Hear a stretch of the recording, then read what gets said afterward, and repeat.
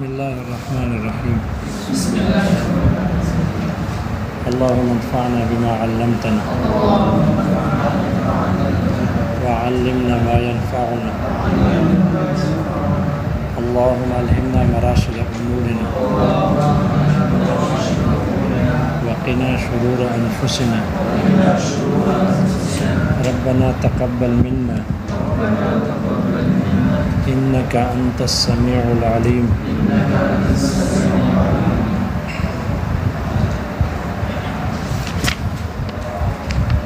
رخصت کی چوتھی قسم جس پر رخصت کا اطلاق مجازاً کیا جاتا ہے، اور جو رخصت کے مجازاً اطلاق میں پہلی قسم کے بنسبت اضعف ہے، اس لیے کہ اس رخصت کے مقابلے میں تو عزیمت نہیں ہے، لیکن چونکہ فی الجملہ عزیمت موجود ہے دوسروں کے حق میں یا دوسری مثالوں میں موجود ہے، اس وجہ سے رخصت ہونے میں، مجاز ہونے میں، رخصت مجازیہ ہونے میں یہ ناقص ہے، کمتر ہے، اور اس کی مشابہت ہو گئی رخصت حقیقیہ کے ساتھ، چونکہ رخصت حقیقیہ میں بھی اس رخصت کی عزیمت موجود ہوتی ہے، تو ان کی بھی چونکہ فی الجملہ عزیمت موجود ہے، اس لیے یہ مشابہ ہو گئی پہلی قسم کی، اس لیے مجاز ہونے میں یہ ناقص ہو گئی۔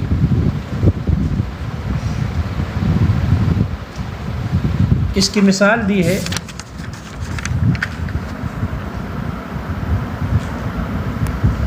تیسری مثال ہے جیسے کہ پاؤں کا دھونا۔ پاؤں کا دھونا ساقط ہو جاتا ہے مدت مسح میں۔ اگر کوئی آدمی موزہ پہنے ہوئے نہ ہو تو ضاربت وضو میں اس پر پاؤں کا دھونا فرض ہے کہ پاؤں دھوئے گا، لیکن اگر کوئی آدمی موزہ پہن لے، چاہے مقیم ہو یا مسافر ہو، اور مدت مسح باقی ہو، اور پھر اس کو حدث لاحق ہو جائے، تو آیا یہ حدث واقع ہونے کے بعد حدث سرایت کر جاتی ہے پاؤں کی طرف جب موزے پہنے ہوئے ہوں؟ حدث سرایت نہیں کرتی، چونکہ یہ باوضو ہو کر اس نے موزے پہنے ہوئے ہیں تو وہ حدث موزے کے اوپر ہوتی ہے، پاؤں تک سرایت نہیں کرتی۔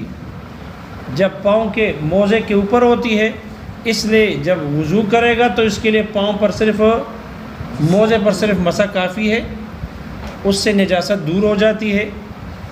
چونکہ نجاست پاؤں کی طرف گئی نہیں ہے، اس لیے پاؤں کا دھونا بھی واجب نہیں ہوگا، فرض نہیں ہوگا۔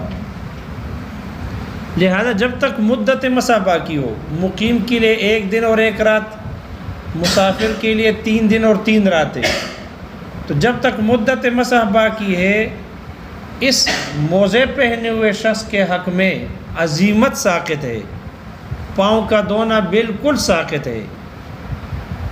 یہ ایسا رخصت ہے پاؤں پر مسح کرنا، اس پر رخصت کا اطلاق مجازاً، اس لیے کہ اس کی عزیمت جو ہے پاؤں کا دھونا، وہ ساقط ہے، وہ کیا ہے؟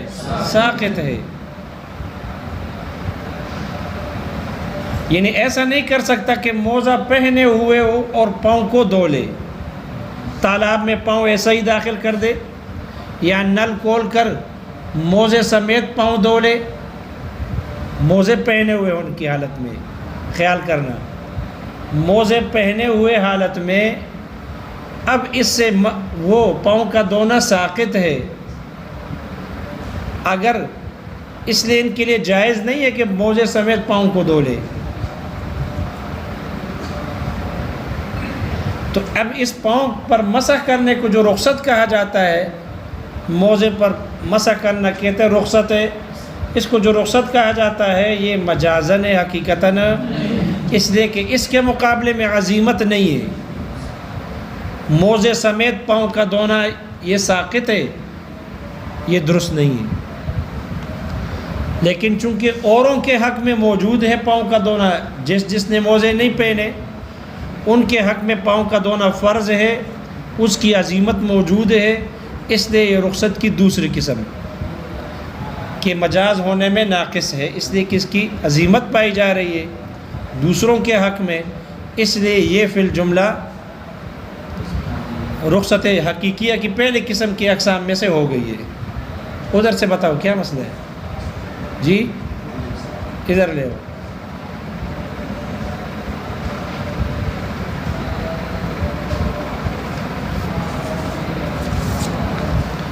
یہ بات سمجھ میں آ گئی؟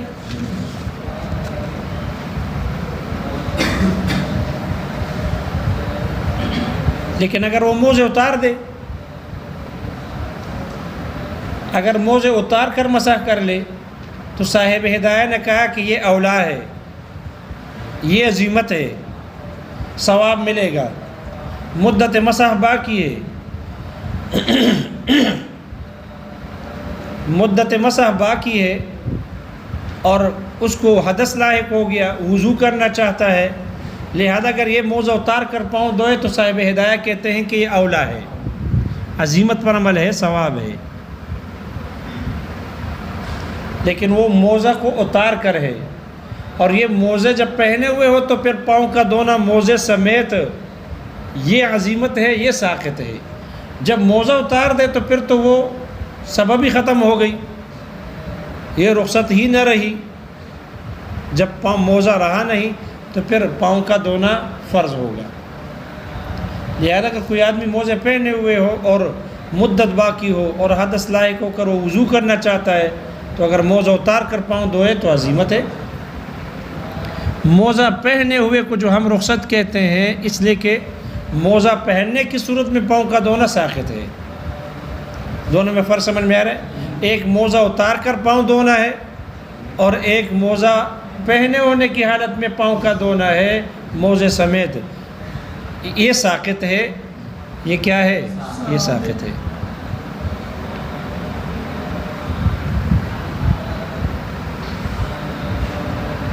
چوتھی مثال، جیسے قصر صلاۃ ہے مسافر کے حق میں،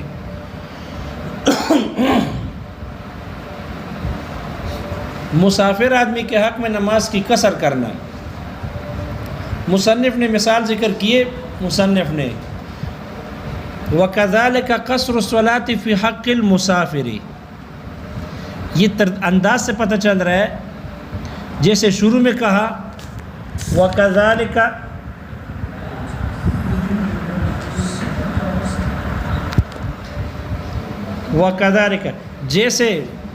جیسے کہا کہ بے سلم میں تعین مبی کی شرط ساقط ہے، پھر دوسری مثال میں کہا وَكَذَلِكَ الْخَمْرُ وَالْمَيْتَةُ سَقَطَ حُرْمَتُهَا، میتہ اور شراب کی حرمت ساقط ہے۔ پھر تیسرے میں کہا وَكَذَلِكَ الرِّجْلُ سَقَطَ غَسْلُهُ، پھر چوتھے میں کہا وَكَذَلِكَ قَصْرُ الصَّلَاةِ فی حق المسافر رخصت اسقاط۔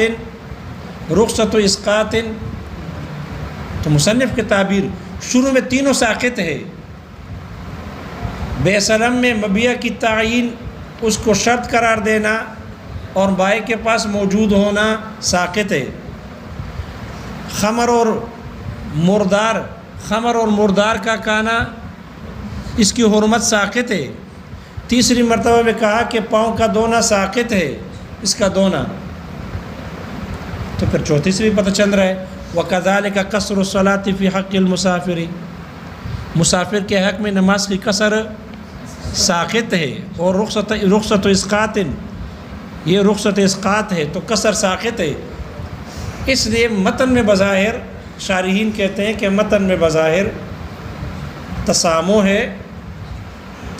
ہے، اس کو اس طرح ذکر نہیں کرنا چاہیے تھا، کیونکہ ایک ہی تعبیر چلی آ رہی ہے۔ جب وہ تینوں ساقط ہے تو اس سے یہ پتہ چل رہا ہے کہ مسافر کے حق میں قصر صلاۃ بھی ساقط ہے، حالانکہ قصر صلاۃ ساقط نہیں، قصر صلاۃ مسقط ہے، عزیمت کو ساقط کرنے والی ہے، اس لیے قصر صلاۃ تو لازم ہے۔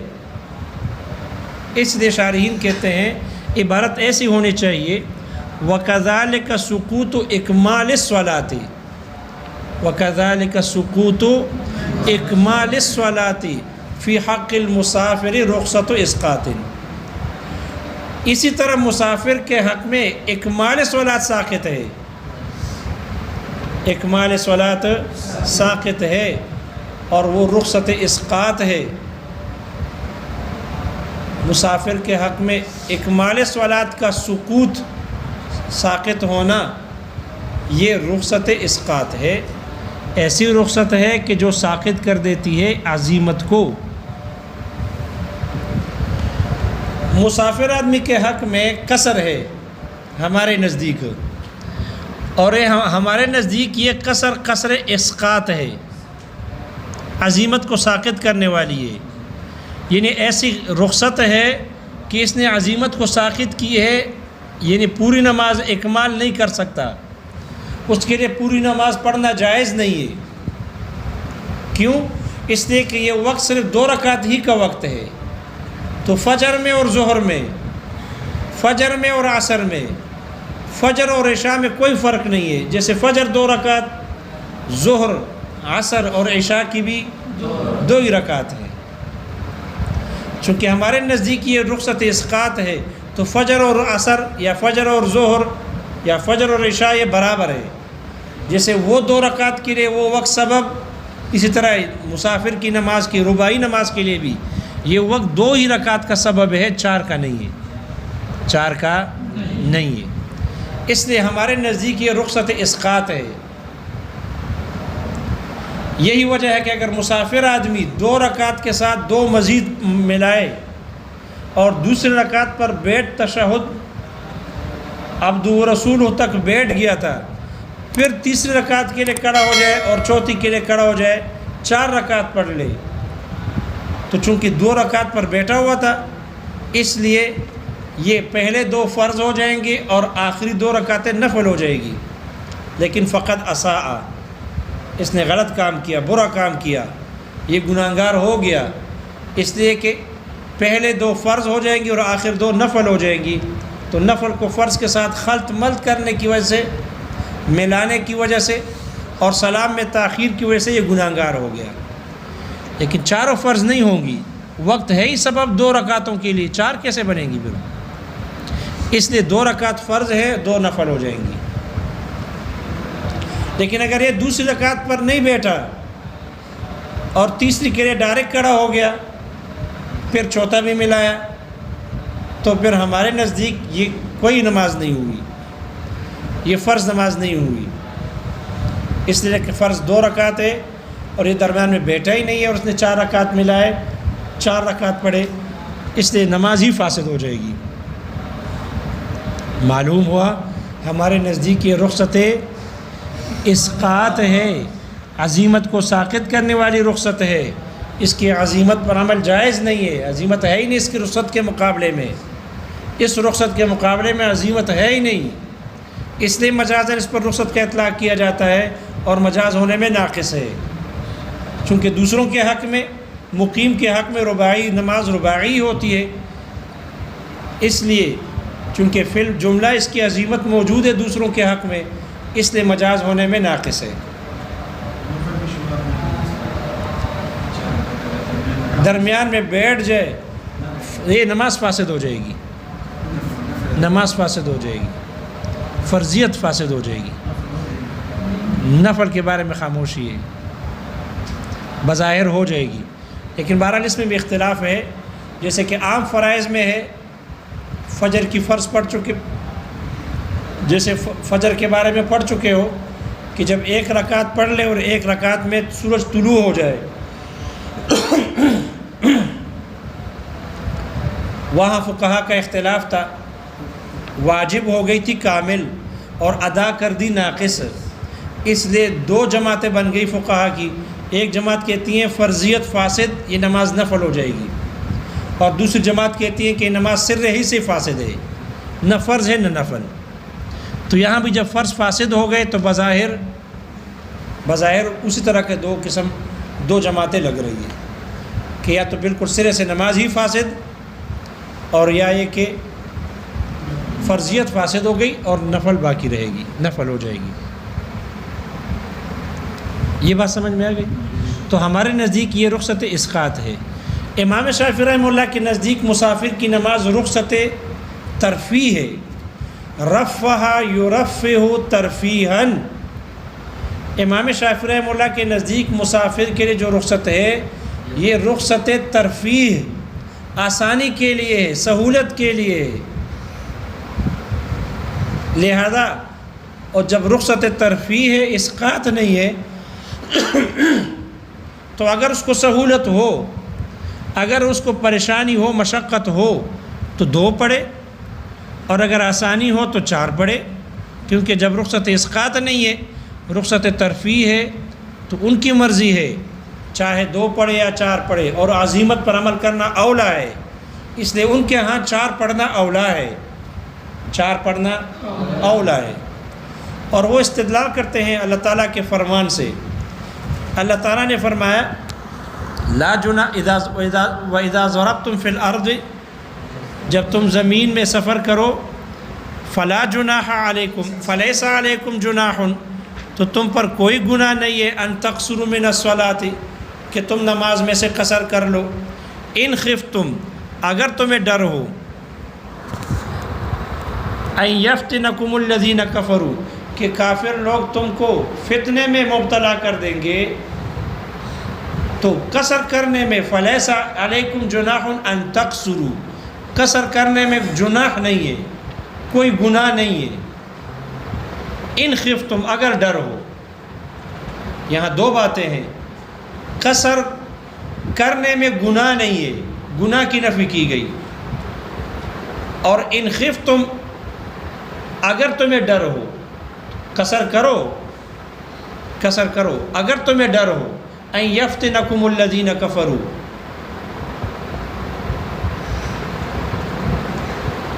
قصر کو معلق کیا ہے خوف فتنے پر، خوف فتنے پر.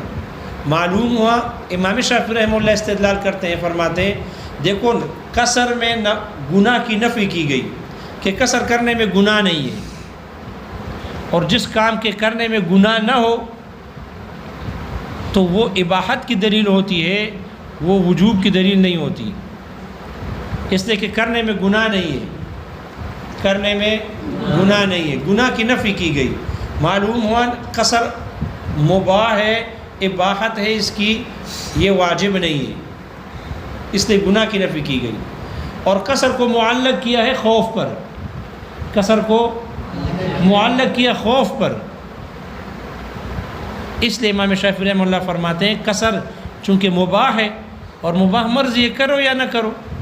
اگر مسافر کی مرضی ہے قصر کرنا چاہتا ہے قصر کر لے، اور اگر نہ کرنا چاہتا ہے تو پوری پڑھ لے. عزیمت پر عمل اولا ہے، عزیمت پر عمل اولا ہے. اس لیے اکمال بہتر ہے، اکمال صلاۃ بہتر ہے. استدلال سمجھ میں آ گیا ان کا. اس کا جواب دیا کہ یہاں جو گناہ کی نفی ہے یہ اس وجہ سے ہے کہ جب نماز کے قصر کا حکم آیا تو بعض حضرات صحابہ کے دل میں یہ خوف تھا کہ ایسا نہ ہو ہم تو ہے 4 رکعت ظہر کی اور ہم 2 پڑھ رہے ہیں، عشاء کی 4 رکعت ہم ہے اور ہم 2 پڑھ رہے ہیں، عصر کی 4 رکعتیں اور ہم 2 پڑھ رہے ہیں، ایسا نہ ہو کہیں اس میں گناہ نہ ہو. تو ان کے دل میں تردد تھا. ان کے دلوں کی خوشنودی کے لیے، اس تردد کو دور کرنے کے لیے اللہ نے فرمایا لا جناح علیکم، کوئی گناہ نہیں ہے. تو یہ گناہ کی نفی جو کی گئی ہے یہ ان کی دلوں کو خوش کرنے کے لیے تھا، ان کے تردد کو دور کرنے کے لیے تھا. اس لیے اس سے استدلال کرنا درست نہیں ہے کہ یہ اباحت ہے اور مباح ہے. باقی رہا خوف پر معلق کرنا کہ قصر کر سکتے ہو ان خفتم، اگر تمہیں ڈر ہو، اور لہذا اگر ڈر نہ ہو تو اس کا مطلب ہے کہ قصر نہیں کر سکتے. ڈر ہوگا تو قصر کرو، ڈر نہ ہو تو قصر نہ کرو. یہ جو تعلیق ہے خوف پر معلق کیا گیا، یہ تعلیق جو کی گئی ہے یہ قید اتفاقی ہے، احترازی نہیں ہے. یہ قید اتفاقی ہے، احترازی نہیں ہے. اس لیے امام شافعی رحمہ اللہ کو اس کو رخصت ترفیح قرار دینا یہ درست نہیں، بلکہ یہ رخصت اسقاط ہے. قصر کیا ہے؟ رخصت اسقاط ہے، عزیمت کو ساقط کرنے والی ہے، عزیمت کو ساقط کرنے والی ہے. دو دلیلیں ہیں مصنف نے ذکر کی. احناف کے استدلال دو دلیل سے ہے. ایک رخصت کی دلیل سے استدلال کرتے ہیں اور ایک رخصت کے معنی سے استدلال کرتے ہیں. رخصت کی دلیل سے استدلال اور وہ یہ ہے